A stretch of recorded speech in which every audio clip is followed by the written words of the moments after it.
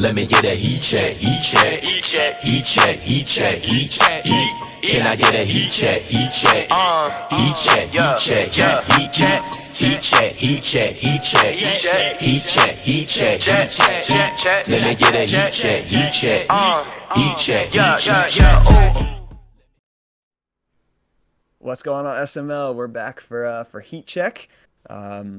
Large majority of the way through season 7, I believe it is. So one left in the season. I'm here with my usual co-host, the Mad Bomber. What's going on, buddy? Oh, almost there. We're almost there. Almost there, baby. Madden 22 is within striking distance. You can almost taste it.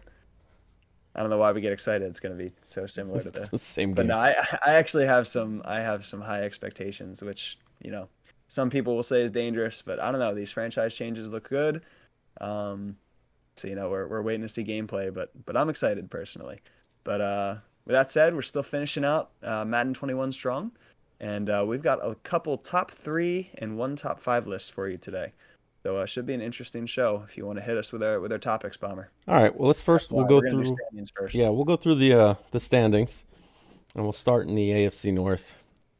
And I think that win today, NYT just clinched the AFC North. So in the back and forth AFC North between him and Woods, looks like he's going to get the season 7 win. He actually looks pretty good on offense this year. I think I saw he was the second ranked offense, scoring like 30 points a game. So that's going to be a tough out. And we'll talk a little bit about the Ravens later when we get to our top three categories. We've got the Browns 7 and 8. He's gonna be struggling to get that last playoff spot, especially because it's right now it's Paulie and Dan and myself as the 3 wild card spots. So he's probably going to be on the outside looking in. KJ kind of came back to earth, 3 and 11 now. Kind of.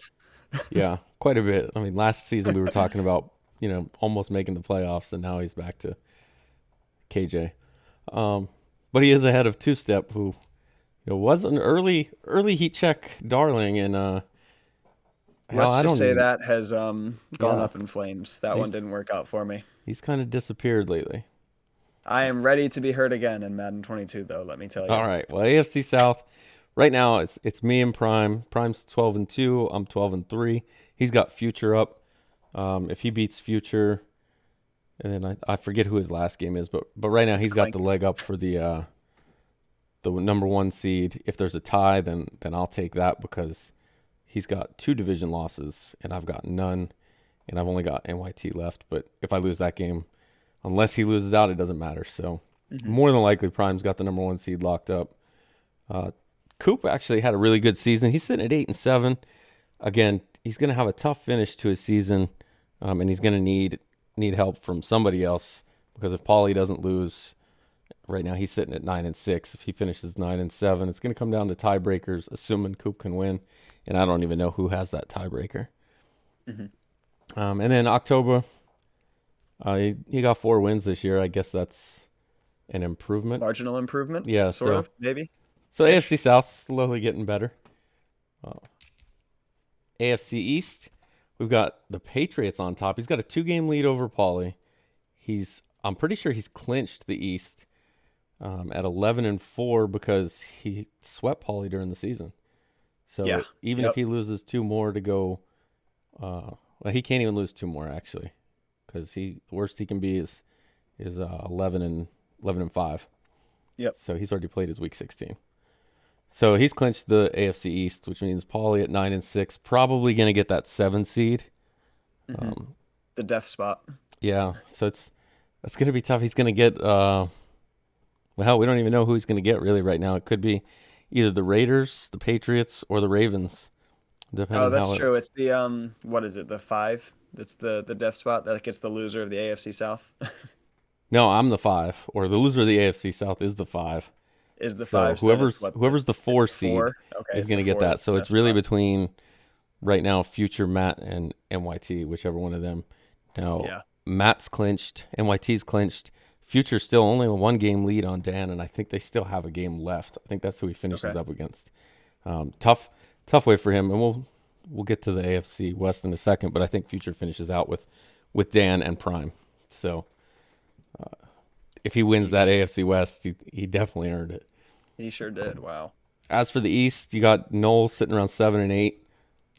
Actually, probably one of his better seasons this cycle. Mm-hmm. And then Latin, he also played. And he We've was got darn funny on camera. yeah. So AFC West, future we just talked about 10-4, 2 tough games left. He's got Prime, I think, on Sunday, and then I think he finishes with Dan. And I'll just check that real quick on Daddy Leagues to make sure. But I am currently pulling it up as we speak. I know he beat Dan the does first finish time, with- and yeah, yeah, he faces him he to does finish. with Dan. So, like I said, if he can win the AFC West, he definitely earned it, and Yeah. would have no reason to worry about anybody in the playoffs. Yeah. Dan sitting at 10-5, really a down season for Dan. I think he's only got like 10 losses in the SML, and 5 of them came this year. Not sure what the reason was for that. I still think he misses his quarterback. I know he's got other thoughts on that, thinking it's Von Yeah, Miller. it seems to hurt him a little more in big games. Yeah. His stats are fine. 3,300 yards, only 24 touchdowns, 13 picks. Average of 13.4. See, I don't know, the completion percentage, all the stats look fine. It just seems to be one of those things that when he needs the big passes, I'm not sure this guy's quite as reliable as Liver A was. Yeah, and whether it's the guy's not making the throws he needs, or he just doesn't trust him to try to make the throws. Right. But clearly there's something going on, and I don't think it's Von Miller. But he could still win the West. And then you have the Chargers 7-7. I don't think he's probably not even got a shot. I think he still does have 2 games left, but I don't think it's going to matter. I think Paulie wins out anyway. Yeah. And then the Chiefs, Spooky took over. Really hasn't been much of a change from Raider or ZZ or any of them. For whatever reason. At this point, the Chiefs are cursed, and that team's waiting for Madden 22. Yeah, kind of a train wreck there in KC. So we'll skip over that. NFC North, once again, the Vikings have clinched it for about 8 weeks now. You do actually have the possibility of a playoff team. Really could be 2 playoff teams coming from the no, just one. One playoff team coming from the NFC North this year besides you. Finn's sitting at 6-9, just lost to Paulie, but Figs 7-8. He could still have a chance at getting that playoff spot. He needs a little help, but he's certainly done his best to squeeze in. The NFC is interesting as anything this year. It's definitely wide open at the bottom, that's for sure. Yeah, right now looking at it, he's actually probably got the inside shot at the last spot, because you got Rowan at 6-9. Oh yeah, it looks like Rowan lost. Clink again. at 6-9, and Finn's at 6-9, and Figs only has 8 losses. So if he can get to 8-8, they can't catch him. So he's winning in. He might be winning in. Wow, Figgy. And I believe he plays Finns. But let me pull that up.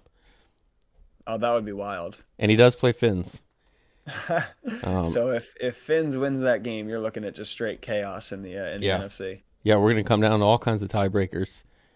Flip a coin. I'm not gonna try Madden handles those.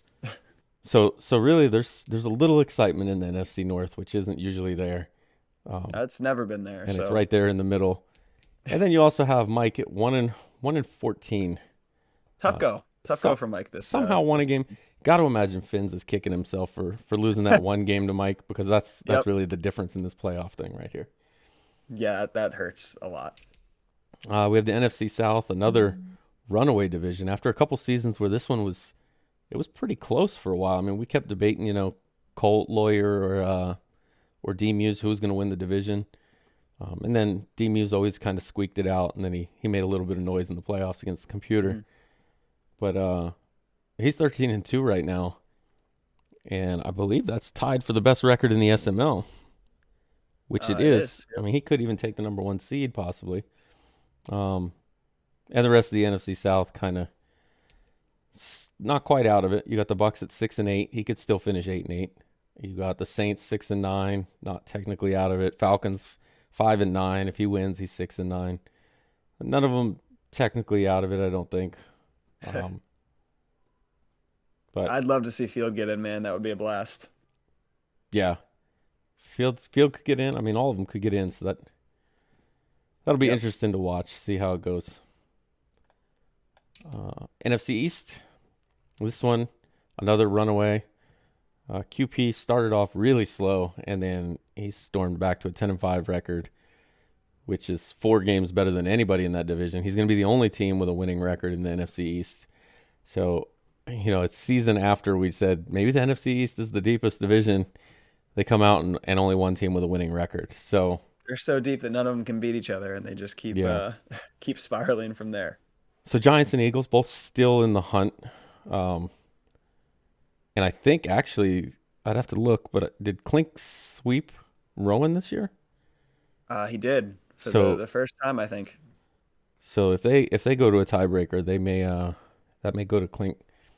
Well, we'll talk about first time playoff They did not wins. sweep. Oh, okay, Rowan so they beat him split. 24-21 in week 6. All right, so they split. Yeah, but and- Klink beat him so bad in week 15 it felt like a sweep. Yeah, and then Cowboys 4-11. Grams I think is still playing. NFC West. Golden State. Once again, some people consider this the strongest division. You've got a 12-3 Dump, who seems to be playing a little more rejuvenated. You've got 10-5 Meats coming off a loss to you, and then 8-6 Rams. Something about when Akers goes down, RD has trouble. And then the 5-10 Seahawks. Tiny kind of locking himself into that 4 spot in that AFC West for the entire cycle, which is an impressive feat. So that's Tough been our division, kind of but still, you would hope to see better than 4th in any Yeah. one of these seasons. so that's been our standings right now. You've got the Colts have clinched, the Vikings have clinched, Panthers, Jags, 49ers, Cardinals, Ravens, Washington football team, Patriots. I think the Raiders have clinched. They're in anyway. And that's probably it for who's definitely in. Maybe the Broncos at 10-5. He can still lose one game, making him 6 losses. But I think it'll come down to him and Paulie if that's the case. Yeah.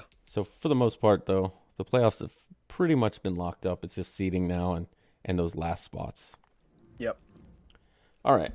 So let's get to the important part of the show that we wanted to talk about, our topics. So normally we do our top 7 teams or whatever, and that's always generally the same 14 teams. You mix them up a little bit, add 1 or 2 at the bottom, and so this time, after watching the Bro Down, and they had who's the top passer, who's the top whatever, kind of thought we'd come up with different top 3 lists, and instead of just traditional passer, offense, defense, whatever. So let's go with topic number 1. And some of these topics may hurt some feelings, so let's get that out of the way right in the beginning. Who are the top 3 one-dimensional teams for you? So top 3 one-dimensional teams. Yep, teams that they're not going to change their offense. They run their offense. That's it. Yep. You No stop doubt that, about it. they're done. Who's Yep. who's one of your So top 3? I have coming in at 3. I have Future and the Las Vegas Raiders. Now it's a little cheating on the one-dimensional, just because there's technically more than one dimension. But when it comes to the Raiders, I mean, you're looking at it. We're gonna run the ball with Ginn, and if we're gonna put the ball in the air, it's gonna be to Henry Ruggs. The running stats: 214 attempts with Ginn, 1,200 yards, 14 touchdowns. He does sprinkle in Jacobs a bit. But when it comes to the air, while the reception numbers look somewhat even, he's got 55 with Ruggs, 45 with Buda Walker. Once you dive past the reception numbers, if the ball is going in the air, it's going to Ruggs. 1,261 yards, 12 touchdowns. The next closest on the team is Walker with 483, and then Darren Waller's second with 5 touchdowns. So it's pretty much you can lock in on Ruggs if you can stop him and not give up 1,000 on the ground, you're going to be in a pretty good place. All right, so my number 3 team, and actually, I'm going to make a change here because I had the Saints initially, and the more I think about it, so everybody who's known Colt for most of the cycle has been Kamara and his tight end, Yep. which for the most part is true this year. His tight end has 65 catches, 1,000 yards, 7 touchdowns, but he spread it out a little more because Kamara has 71 catches as well. So it is still Kamara and his tight end. And actually, I didn't realize that, so I'm going to stick with the Saints. I'm not even going to throw my my other pick in there. With Colt, cover Kamara. Cover Kamara with your user, spotlight the tight end, and 9 out of 10 times that's where the ball is going. Because between the two of them, he's got 136 catches between those two guys. There may be teams out there that don't have 136 catches total. And he's got them with those two guys, not to mention Kamara sitting at 197 carries as well. So he's not exactly only being used in the pass game. So one of my top 3 teams is going to be the Saints. So that will take me to my number 2, which we're going to be taking a look at one of my fellow division mates here. After going 0-16, it was obvious that an offensive change was needed, and Figs decided to go with the one-man offense crew. He traded for Marquise Brown, and he's basically just murdered him throughout the whole season. We're talking, Yates level spam here. We've got 76 receptions, 1,592 yards, and 17 touchdowns out of Hollywood Brown. Figs is snapping the ball. He's going back, he's looking deep, and he's chucking it regardless of who is there. The only other person you really even have to bother worrying about on the team is J.K. Dobbins. Seems to be a common theme this Madden.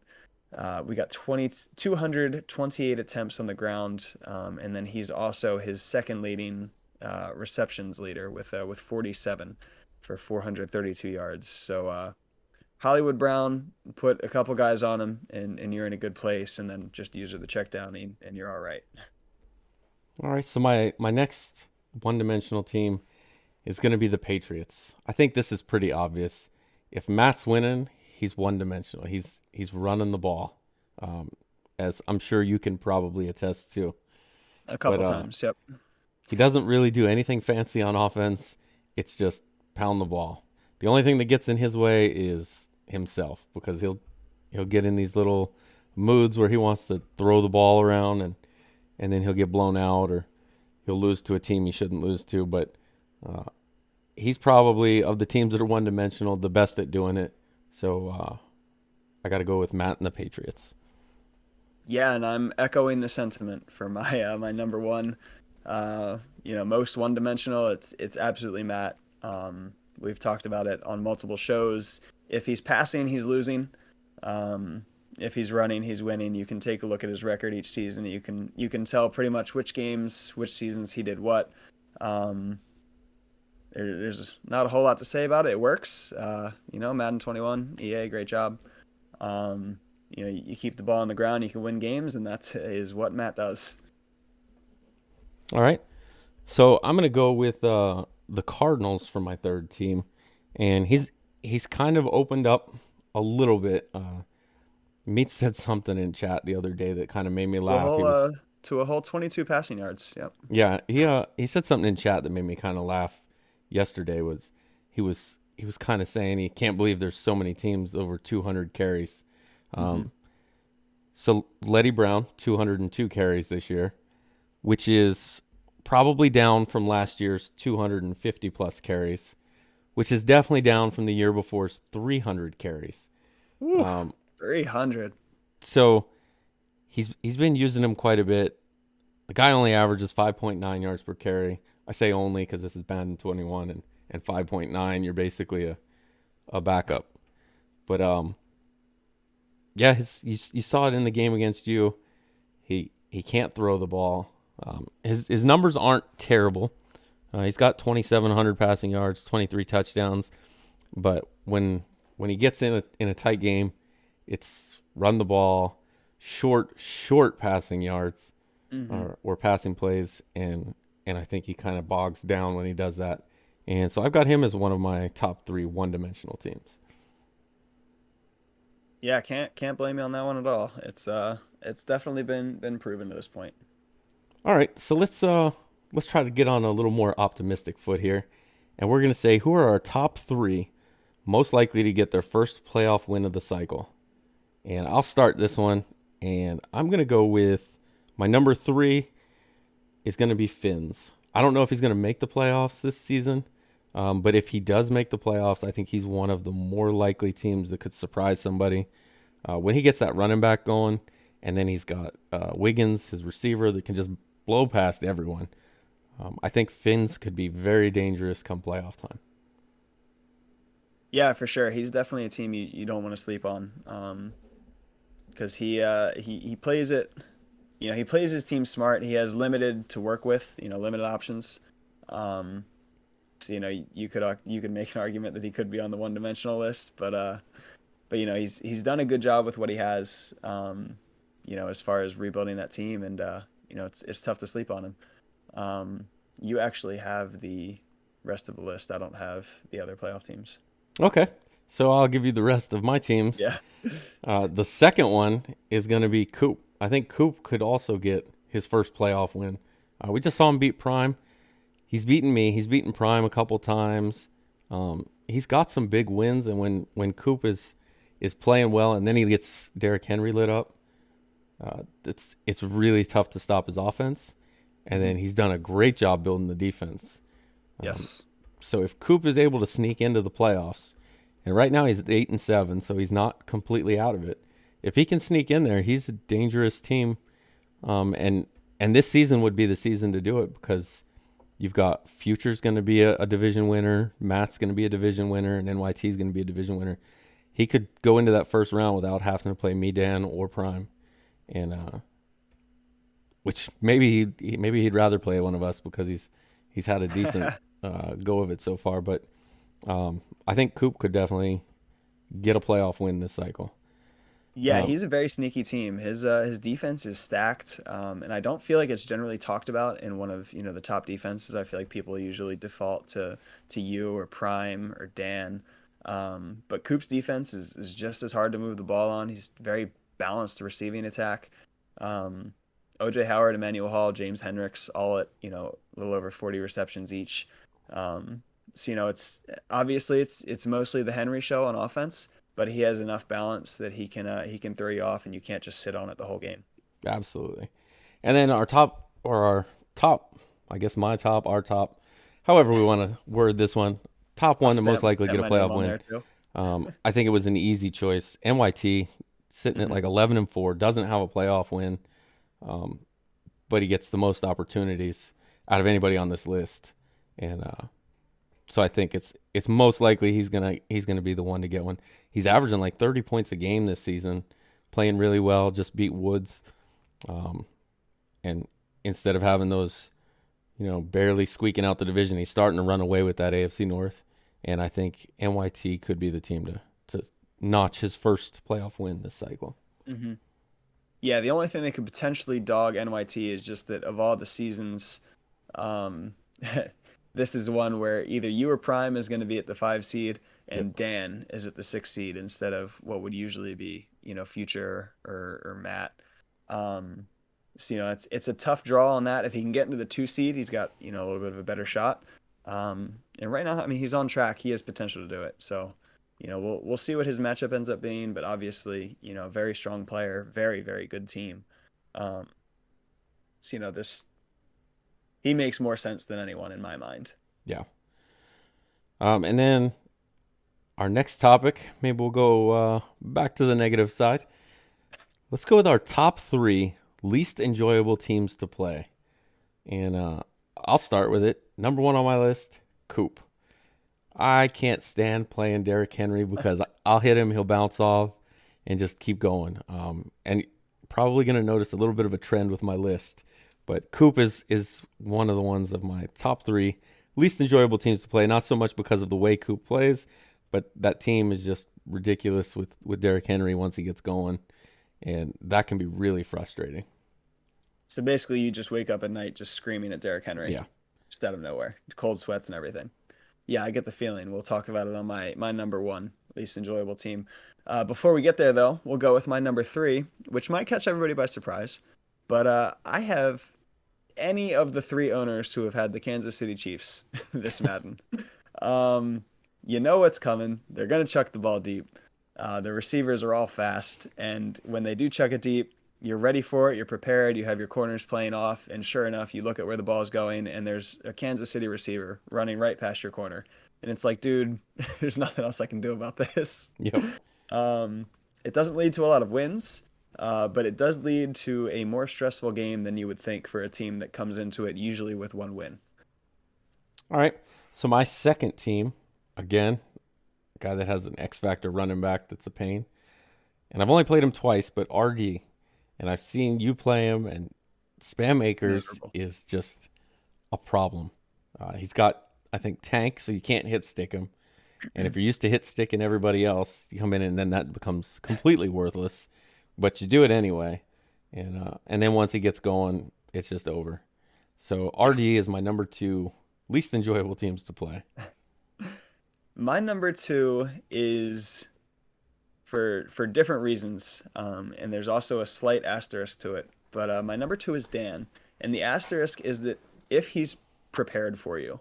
Obviously, we have seen there's a couple different levels of Dan. Sometimes he just kind of toys around, and it's whatever. When he prepares for you, and he studies and he watches his film, it is trouble.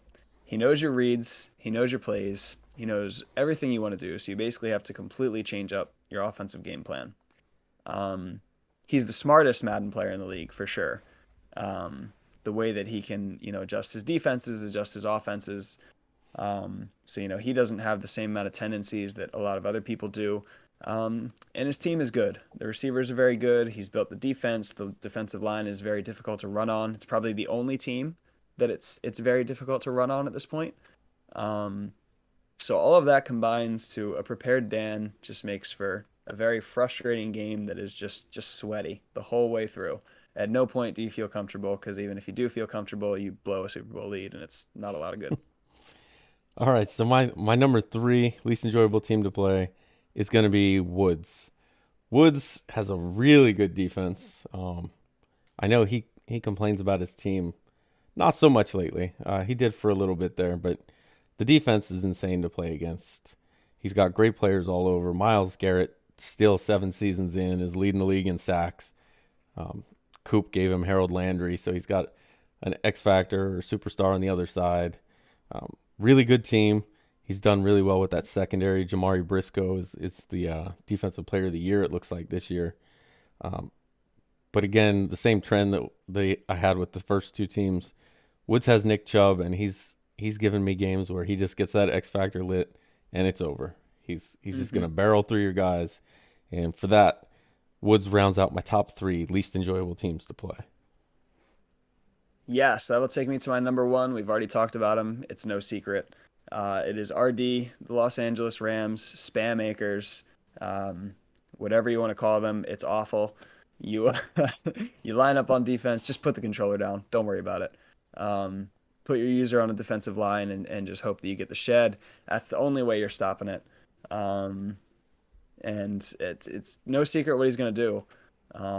He has 175 attempts with Cam Akers, and I'm pretty sure he missed 4, 5, 6 weeks even with an injury this season.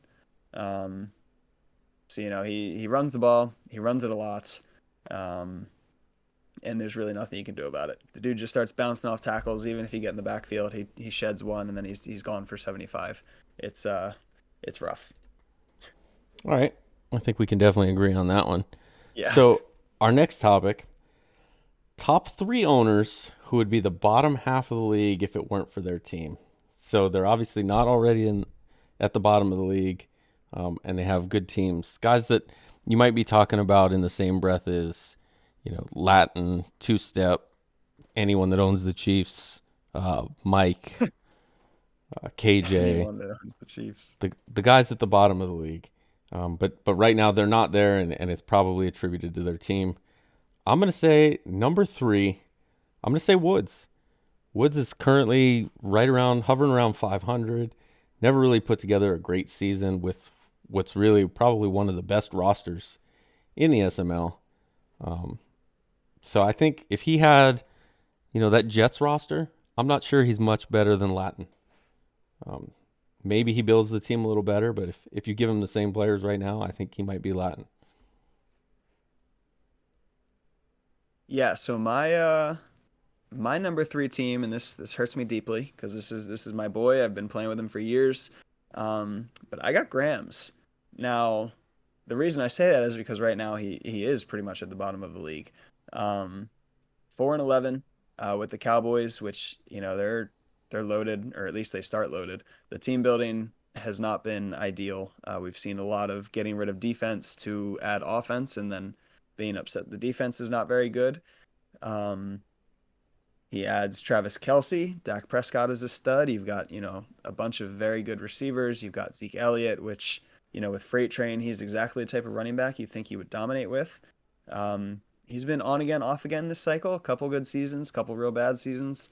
Um, it's kind of a scary thought. What might be if he doesn't start with a foundation that's the Cowboys, where he might be over a full cycle. Yeah, got to agree with that one. The second one that I have Coop, just outside the playoffs right now. Is he on every one of your lists? He actually is everyone except the one-dimensional teams. Yes. Okay. So I have Coop.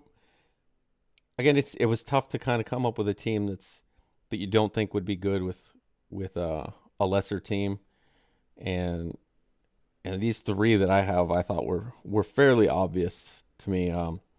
If I had to choose, and I think Coop, that defense is really good. He's got Derrick Henry, he's got who is it, AJ Brown, and he's got some other receiver. I'm struggling to remember his name right now.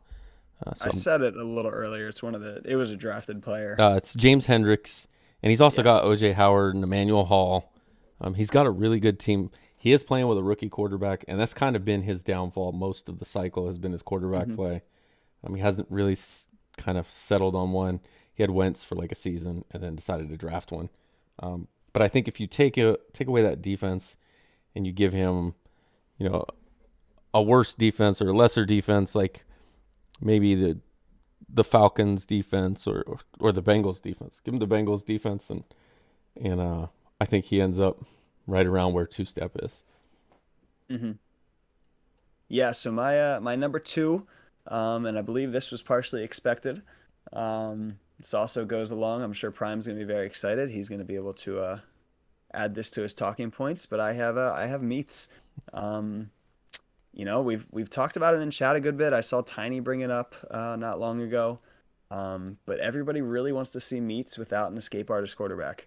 Um, and I think that it would be a somewhat ugly sight. He always likes to bring up his stats with Davis Webb or something from, a couple Maddens ago. And then he told us, oh, he was a slow quarterback. He only had 80 speed. That's not exactly what we're talking about. I think it would be interesting to see Meats with, concrete feet quarterback where he's got to sit in the pocket. He's got to make reads, got to throw the ball. Um, Generally, when he can't get outside, the passing game is ugly. The last game against me, he ran directly into a couple sacks, caught some contains. He would snap the ball and just, sprint into Yannick Ngakwe's arms. Ngakwe has 4.5 sacks in the season for me, and three of them came against Meats. 22 total passing yards. That's not great. Kyler had 53, and he took about a billion yards in sacks. Of those 22 yards, 16 of them came on the last play. So, it's not a pretty stat line. And it definitely does not help feed this narrative that Meats can only throw the ball with with somebody running outside of the pocket. So, I'd be curious to see if he's not picking, top 3, top 5 in the team draft where he'd end up. Yeah, and it's gonna be difficult in this year's draft to find a team that doesn't have a hmm mobile quarterback, at least somewhat mobile. Yeah. Now, the escape artist, that's a different story. There's only going to be a handful of guys with that, but we'll see. We'll see which Yeah, route it fully which route depends he on how they goes. balance it again. Because this year, if you have a fast quarterback but he doesn't have escape artist, it doesn't really matter. You're not going anywhere. Yeah, Um, maybe you'll have enough speed to get outside, but you're still going to have a defensive lineman tracking you down pretty quickly. Like I know, like Q's quarterback is fast, Malik Atkins, but he doesn't have escape artist, and he gets hawked down in the backfield yeah. pretty easily. So All right, so my number one owner who would be at the bottom half if it weren't for their team, and I'm sure I'm going to get a 12,000 word dissertation on why this is the way it is or why I'm wrong, but to me this was the most obvious pick, and it's DW. QB built that team really well. He bent Blunt Burner over and raped him for Montez Sweat, Troy Apke, and he gave him his garbage. And DW has 0 playoff wins. Right now he's sitting at 500. I think DW would probably be a 2-win team if you give him, I don't know, the Texans.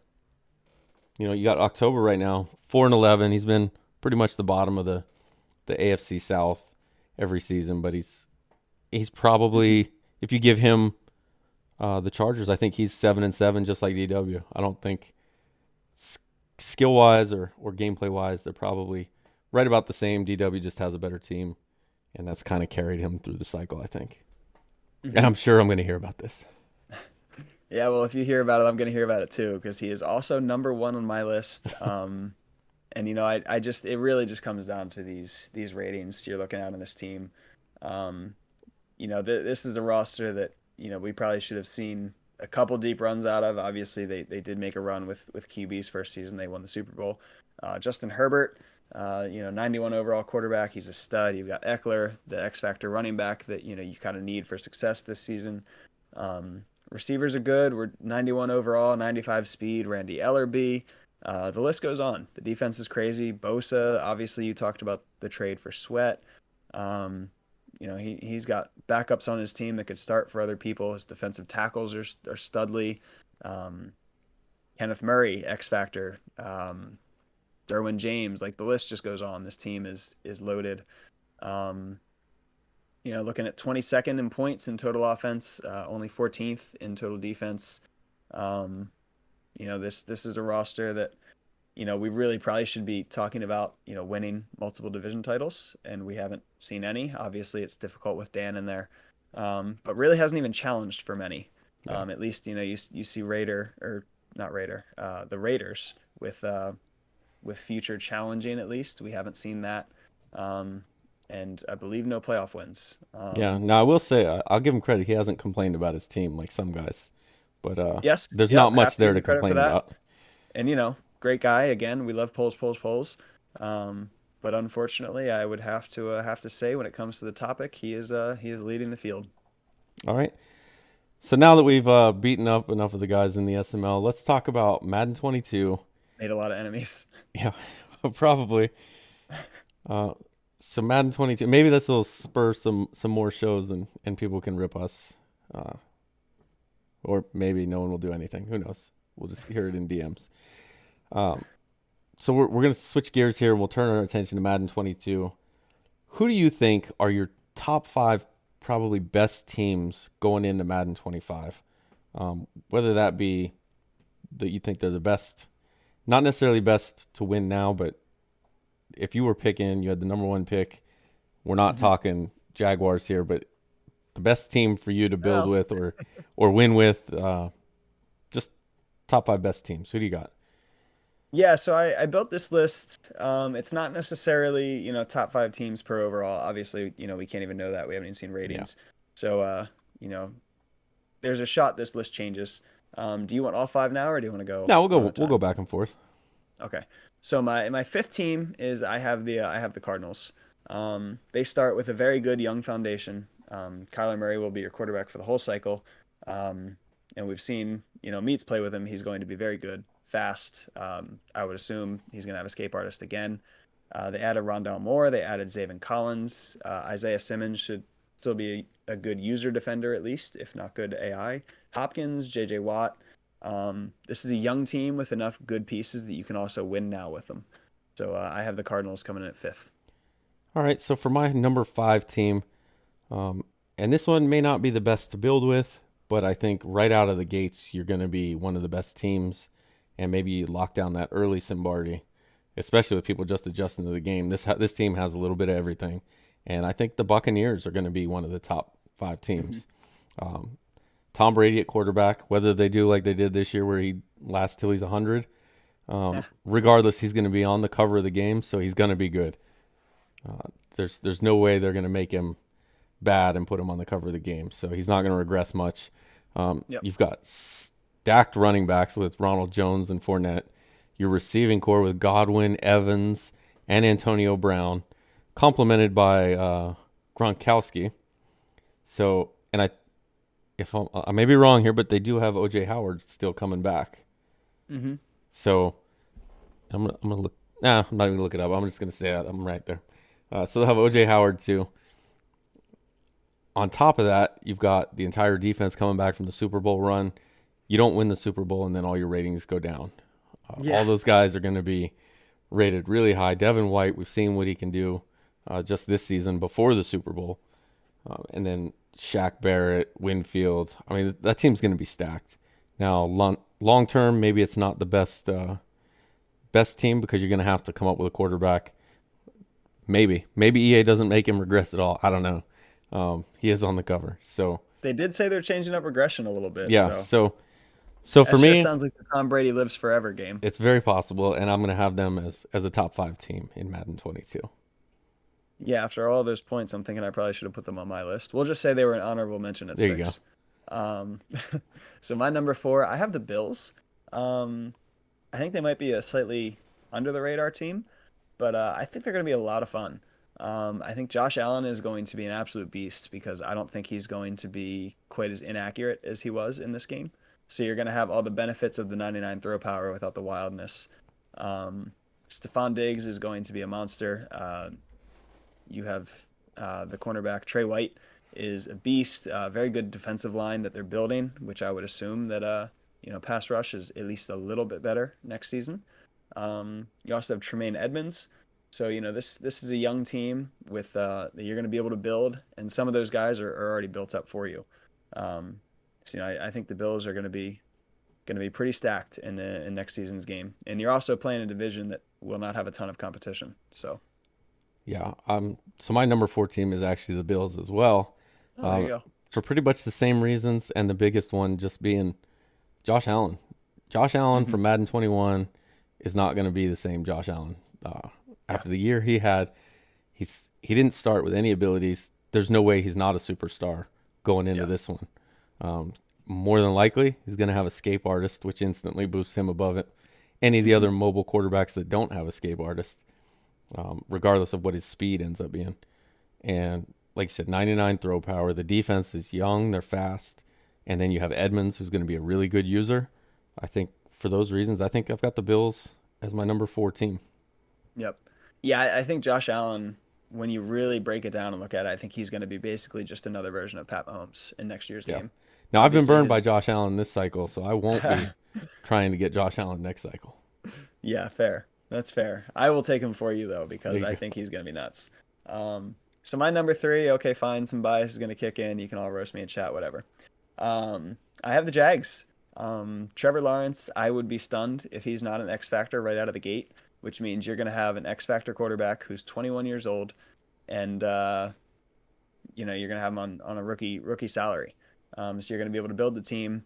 The team is young.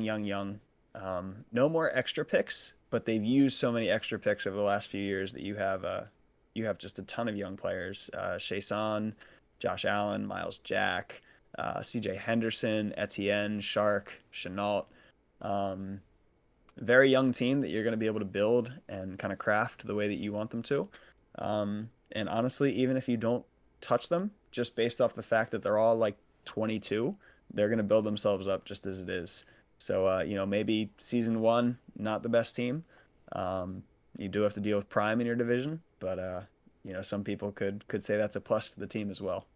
Yeah, so I got to agree with you there. I mean, they're not on my list, and maybe I'll make them my honorable mention. But they are, like, it's a team that's maybe not necessarily ready to win right away for most guys, but you basically, they've already built the team for you.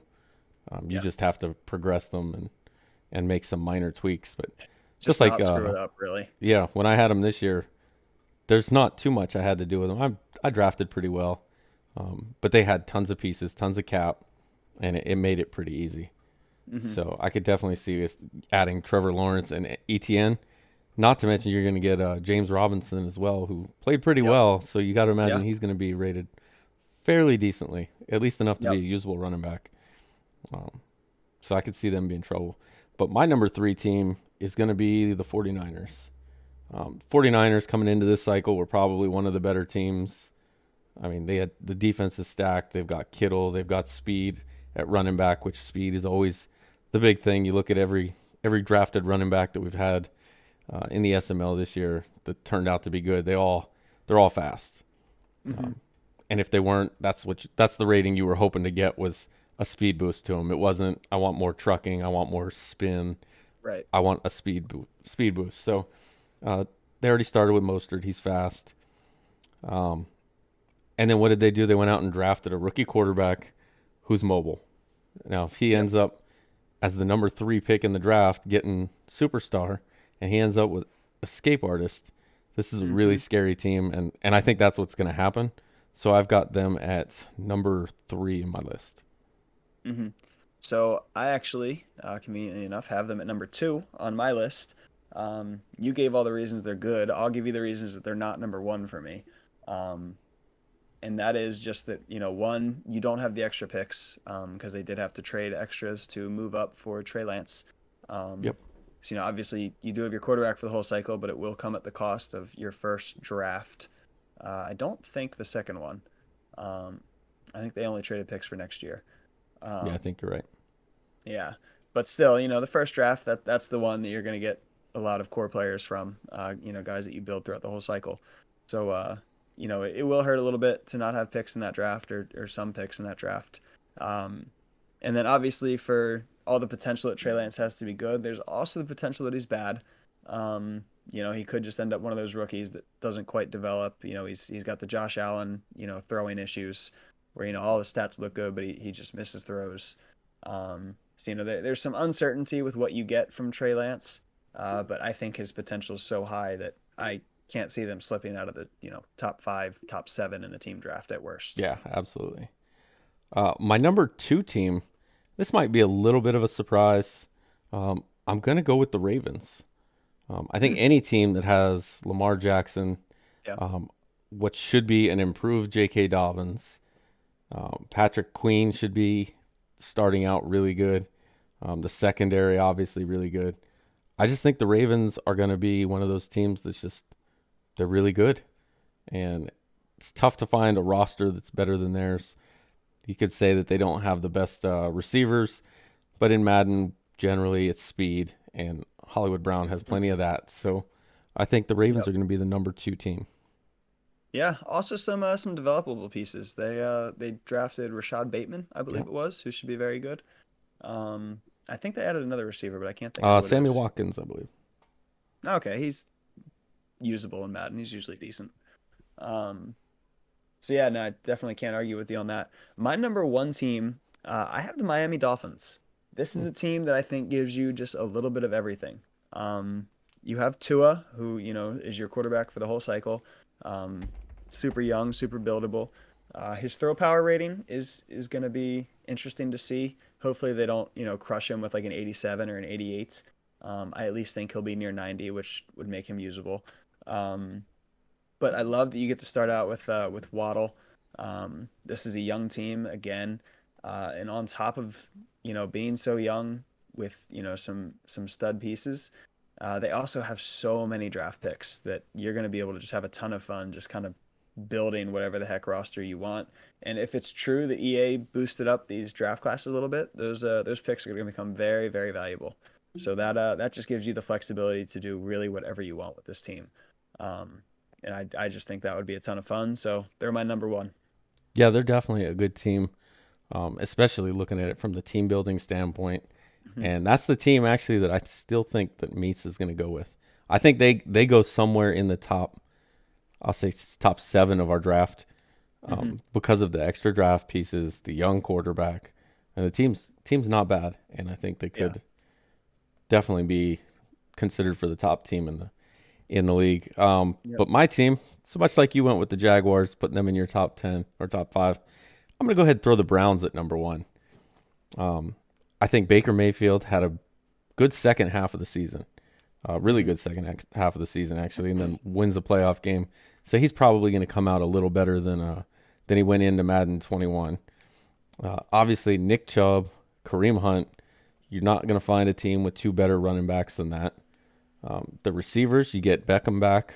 Maybe he takes a little hit because of the injury, but you've got Landry, and then one of their draft picks, I think it's Anthony Schwartz, fastest guy in the draft.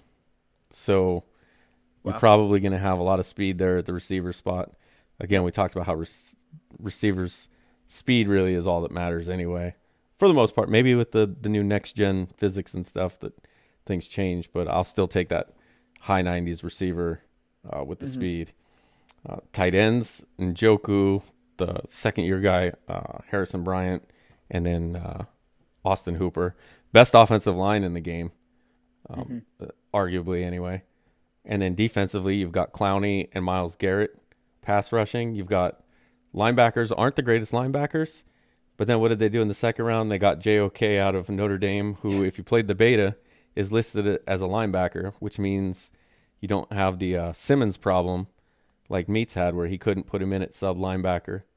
Right. JOK is going to be a linebacker, so you don't have to take him out of position or anything, and he's going to be fast. So, and then the secondary, I don't even need to talk about the secondary. Denzel Ward, Greedy Williams, Grant Delpit.